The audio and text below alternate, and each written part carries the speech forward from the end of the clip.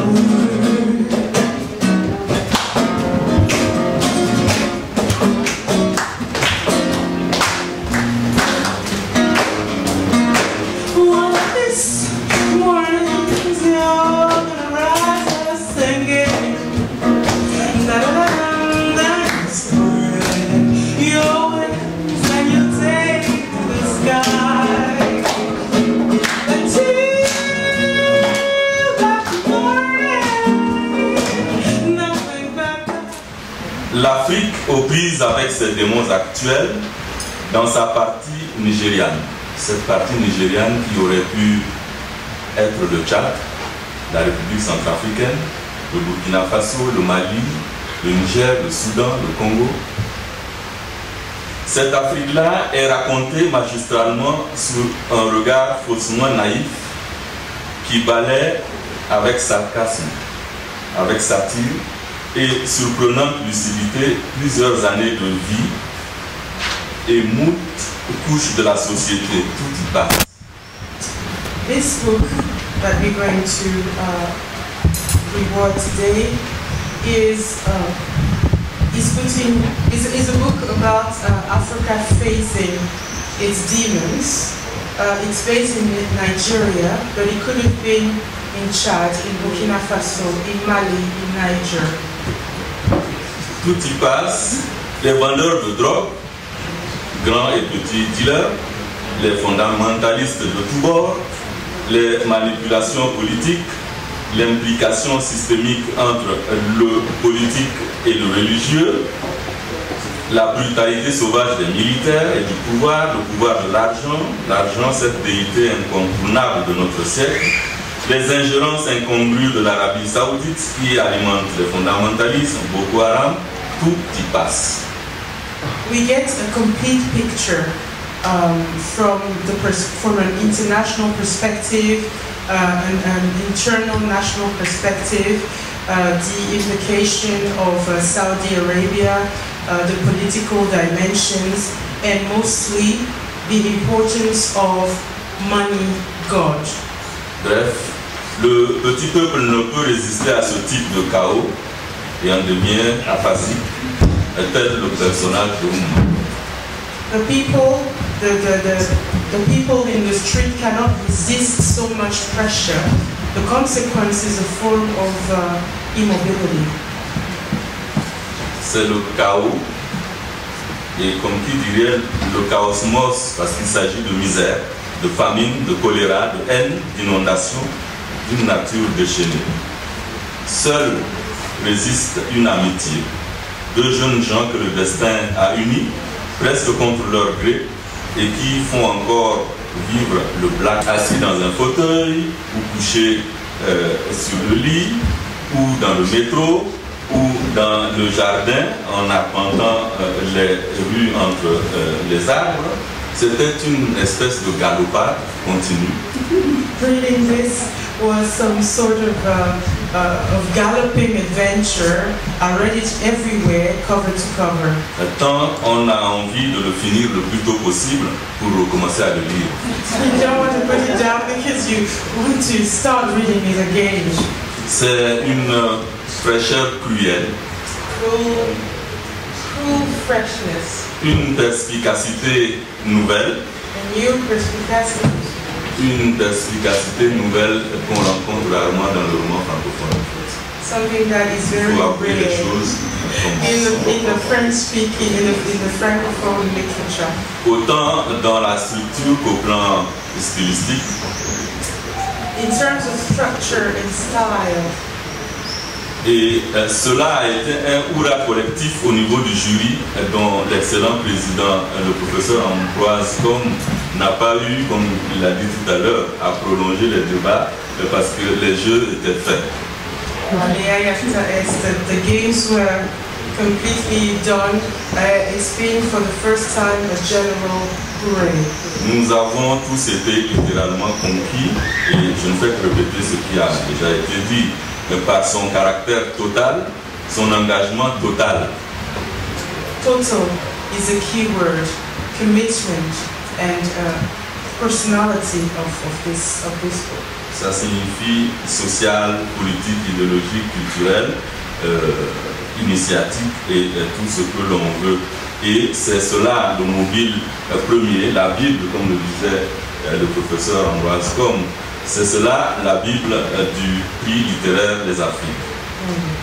Even beyond this conquest, instant conquest, again is underlying the fact that it works with the criteria of our Bible and all the books have been ticked. Je crois que je m'arrêterai là parce que l'honneur reviendrait à Maître Ndak Zoa de faire la proclamation.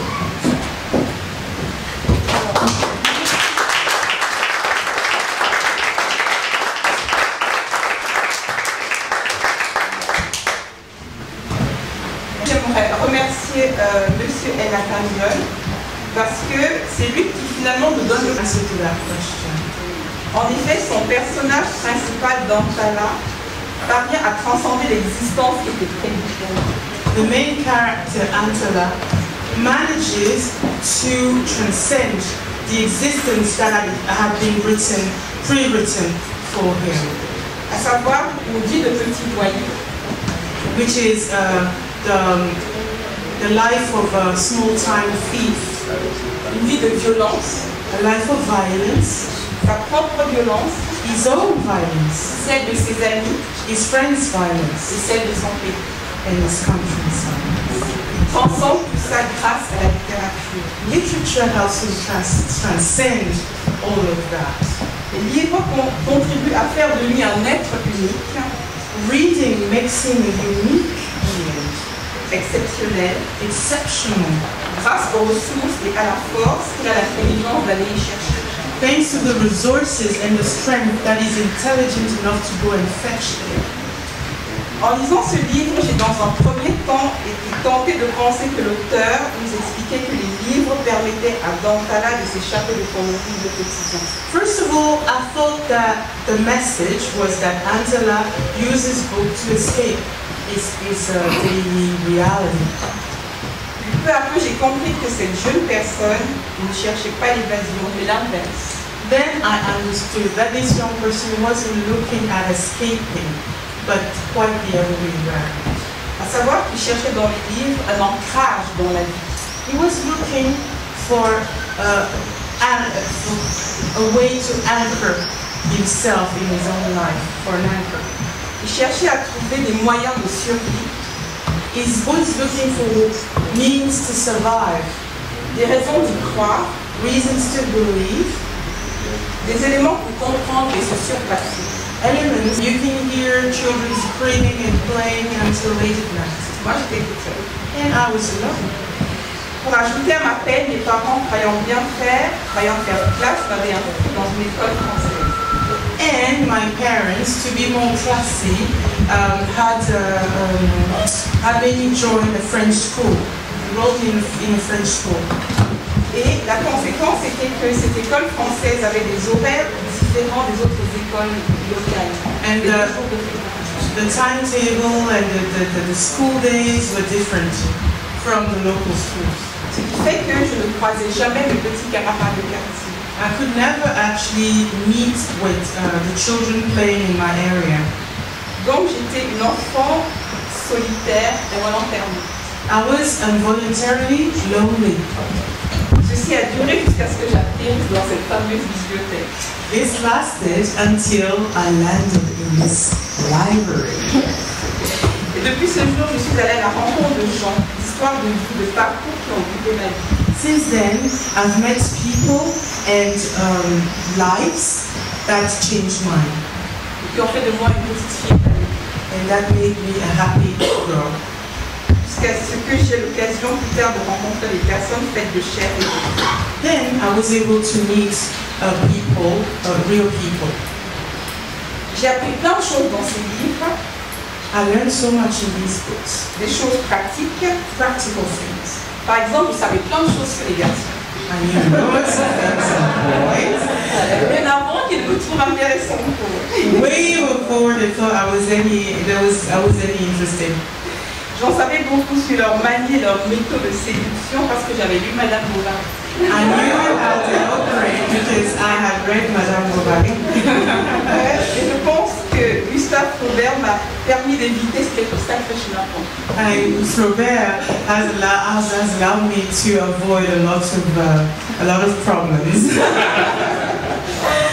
Tout comme Mango Betty m'a permis d'avoir très conscience de ma condition d'Africaine. Mango Betty helped me realize what it means to be African. Alors, bien souvent, lorsque les gens me demandent pourquoi cette association, pourquoi la scène littéraire, pourquoi les livres, pourquoi pas un orphelinat ou quelque chose dans ce genre, When people ask me, why La Scène Littéraire, why books, why not an orphanage or something? je dois répondre que c'est par loyauté et par gratitude. I have to answer that it's out of loyalty and gratitude. Je rends à la littérature un peu de ce qu'elle m'a donné. I'm just giving back to literature what it has given me. Je vois même un peu d'égoïsme. Oh, it's a little bit egoist. Sorry, help me. Selfish. Donc c'est mon cri de cœur aujourd'hui que je lance aux mamans et aux papas qui sont là et ceux qui m'écoutent. I am really sharing something very personal with everybody who's present today. J'ai été une petite fille gâtée matériellement. I'm saying to the mothers who are here, I've been a little girl spoiled, materially speaking. Mais c'est dans la littérature que j'ai trouvé une sorte de quitte. But it's in literature that I found a form of peace. Nous vivons dans une société dans laquelle nous pouvons offrir toutes sortes de gadgets à nos enfants pour s'évader. We can offer all sorts of gadgets to our kids for them to escape. Mais au-delà de tout ça, à côté de notre amour, il est important de leur offrir des bouées d'ancrage dans la vie. But next to these material things, please let's offer them anchors in life. Parce qu'auprès de vous est peut-être en train de grandir un Dantala ou une Agnès qui en a besoin. Maybe next to you there's a Dantala or an Agnès who really needs it. Faites faire des bibliothèques dans vos maisons. Have libraries in your home, please. Remplissez-les de livres, Fill them up with books. même si vous-même vous ne vous y intéressez pas. Even if you don't read them, Ces bibliothèques serviront à vos enfants. this will help your children. Un jour, ils s'y arrêteront. So one day they'll stop in front of them. Et ce jour-là, vous leur aurez offert le monde en héritage. And this day, you will have offered them the world in heritage. Pourquoi la littérature africaine en particulier est tentée de le demander? Why African literature particularly? J'ai déjà dit à plusieurs reprises, en réalité, je lis toutes sortes de livres, Actually, I read all types of books. sans distinction de race quant à l'auteur. I am not bothered about where the author comes from. Simplement, lorsque ma fille est née il y a environ 5 ans et demi, But when my daughter was born around 5.5 years ago, j'ai compris que j'allais avoir un problème de transmission culturelle. I understood that I was going to face a problem of cultural transmission. À la maison, le père de Malaika, qui est suisse, Malaika's dad is Swiss. tenait déjà depuis fort longtemps une petite bibliothèque qui allait accueillir sa fille. He had already prepared a library for his daughter, Et c'était des classiques occidentaux de Lisbonne. accidental Western classics, obviously. Comment lui en vouloir? How can I blame him? Même mes propres livres que j'avais apportés au domicile conjugal, à quelques exceptions près, étaient des classiques occidentaux. The books that I had taken to our family home myself were Western classics. C'est alors que je me suis posé la question de mon apport dans la vie culturelle de ma fille et de l'autre famille. I was asking, so what is my role in the cultural transmission to my daughter in my family? C'est de cela qu'il s'agit à la scène littéraire. This is why La Scène littéraire was born. L'apport des Africains et des Afro-descendants dans la vie littéraire de nos cités. The contributions of Africans and Afro-descendants to the cultures of our cities. Parce que nous aussi, nous avons de merveilleux talents à découvrir nous-mêmes déjà. Because we do have ourselves talents that we need to discover amongst ourselves Et à partager avec le reste du monde, and to share with the rest of the à world. l'instar de celui que nous fêtons aujourd'hui, à savoir M. Emerson John. Like Mr. Emerson John, Lauréat du prix Les Afriques 2019. laureate.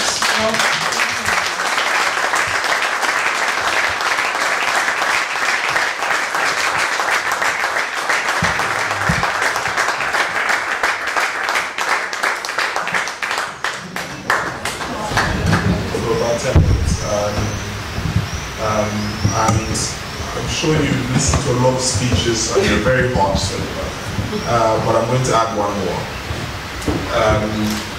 I wanted to just speak very briefly about the things that I've been thinking of in the past 3 books that I've written. And for me, this is a very important moment as I start to ask myself why I'm doing what I'm doing. You know, why I'm not practicing law. You know, why I'm not making more money. You know, why I have to go down in Geneva to look for the cheapest shop because I forgot my jacket. And for me, the answer has come very recently in more concrete ways. I've spent the last few days following harrowing but ultimately rewarding trails leading up to the mountains in West Austria, where ice cold springs gushing with the cleanest, clearest water provide succor from the blistering heat. I mean, heat, at least by Western standards. I've had springs from walking, stabbing bites from horsefly, or pushing my body higher and higher. In the end, although I'm a typical Nigerian who, even in the heat of northern Nigeria, would prefer to bathe with hot water, I was ready to jump into the ice cold spring. Standing at almost 2,000 meters above sea level and looking down into the gloriously green plains made all those aches and pains disappear, at least for a while. This is what literature feels like to me.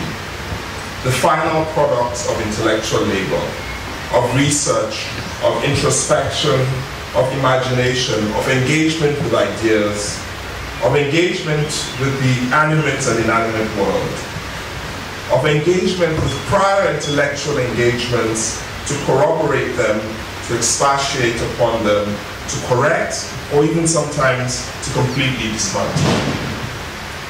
Literature, I've discovered, is never neutral, just like you can never just casually climb a mountain. There is always some sort of engagement with power and with politics, even in the most banal of subjects, the most light-hearted of genres. Some, especially younger people, might take for granted that now they're able to read what they want, that they're able to write what they want, that they're able to call themselves by whatever names or labels that they choose. Especially with social media, this kind of power has never been more evident. However, what this power throws into bolder relief is the injustice which has privileged certain epistemologies and darkened others, which has tainted some cultures with labels of primitivity and called into question their validity for contemporary life. Those same injustices these days allow those systems to commodify these narratives, which they once spurned, exoticize them, place them in show glasses, and become the new saviors. These systems declare themselves now the protectors of these narratives, these stories, or sometimes these works of art in their museums. There is the temptation for us as African writers, while trying to salvage stories and narratives lost to violence, whether it is European colonial violence or the violence of our local despots, despotic empires, despotic regimes, violently dominant groups that exist among us, there's that tendency to romanticize and lionize complete histories and our complete past, whole cultures. As writers of literature, especially those aware of the political power of storytelling, we might be afraid of highlighting uncomfortable facts for fear that we may play into the hands of those who wish to make us appear as barbaric or to make us appear as primitive. But literature teaches us that no story is ever wholly clean. At least no story worth preserving, no story worth revisiting, worth spending precious time deconstructing. Literature is complex. As ideas, all good ideas which stand the test of time are complex, whether in their content, in their form, or in their execution. People are complex, multifaceted, multidimensional. A good storyteller treats all the various dimensions with respect, whether these dimensions are plain to see or are complicated. A skillful writer attends to as many aspects of ideas as are necessary for a narrative to become fully realized. So whether one is writing the story of young people in love, or of our ancient philosophies, or of multi-layered conflicts, political, social, ethnic, or a mishmash of them all, this is the level of responsibility that one must bring to bear in this crucial process.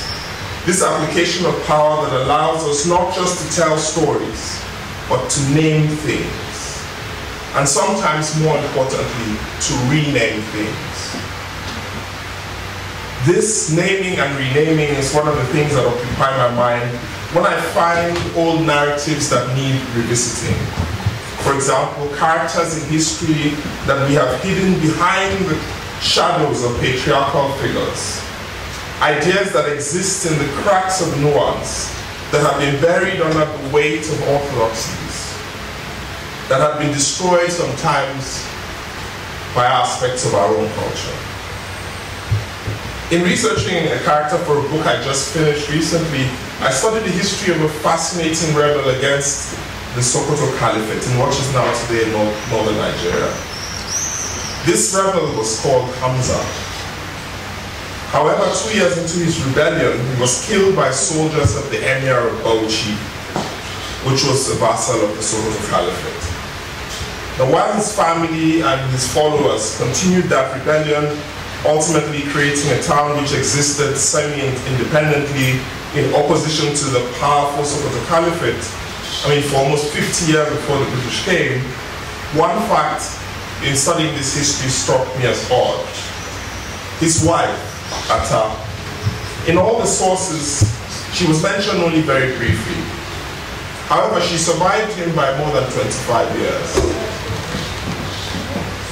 She remained influential in choosing leaders of that movement and eventually the town for more than 2 decades.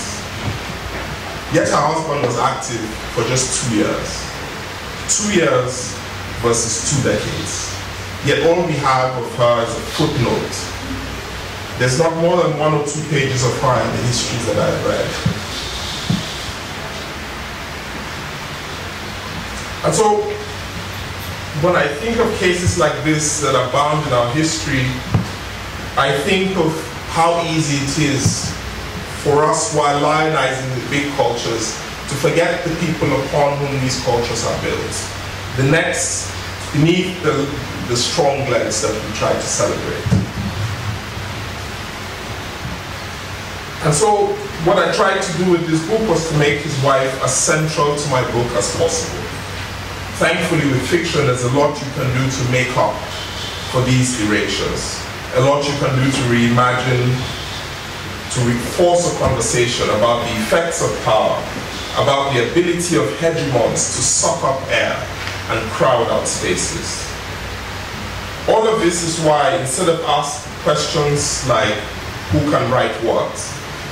Or what should an African writer write? Is why I favor a more nuanced question, one more related to our craft, one which takes us and our work more seriously. And this question for me is, how does the writer use the power she wields, whether in handling large subjects or small, whether in handling subjects that are more overtly political or only tangentially so?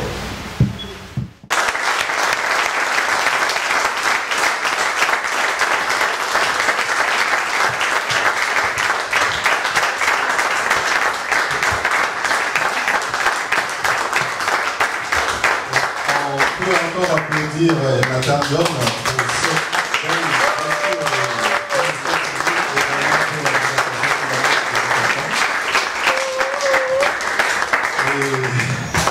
maintenant, c'est le moment de lui remettre son prix, qui est largement mérité, notamment le prix littéraire des Afriques.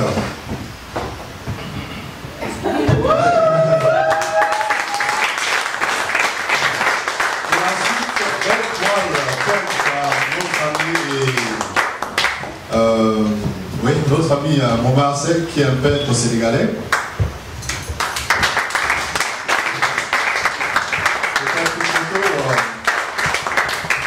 Et j'invite également les membres du jury à venir pour faire la photo de famille, s'il vous plaît. Les membres du jury, s'il vous plaît, pour faire la photo de famille, la photo souvenir. Ainsi que la présidente fondatrice.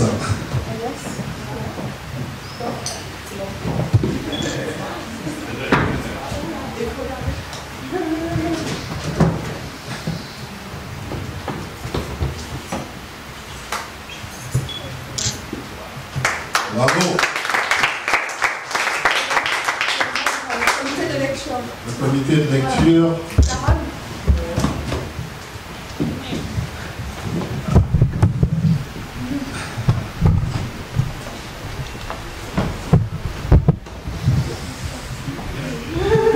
Estelle. Ok. Faites-nous vos plus beaux sourires, s'il vous plaît.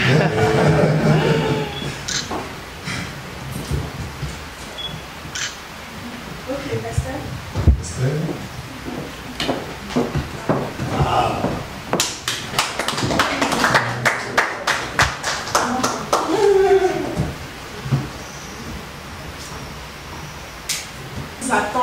côté.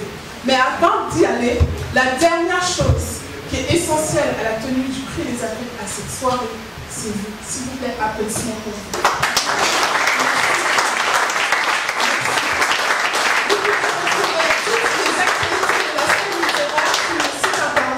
Scène.lascènelittéraire.com. Vous avez des clients qui rappellent justement un peu tout ce qu'on a vu déjà ce soir, les sélections, le processus, etc. C'est dans les dépliants, vous avez les livres. Maintenant, c'est à votre tour de faire le travail que nous avons essayé de faire aujourd'hui. C'est à vous d'aller diffuser, on va dire de la bonne parole, on va oser, on va dire de la bonne parole. C'est à votre tour de faire le travail. Merci encore et excellente soirée. Merci.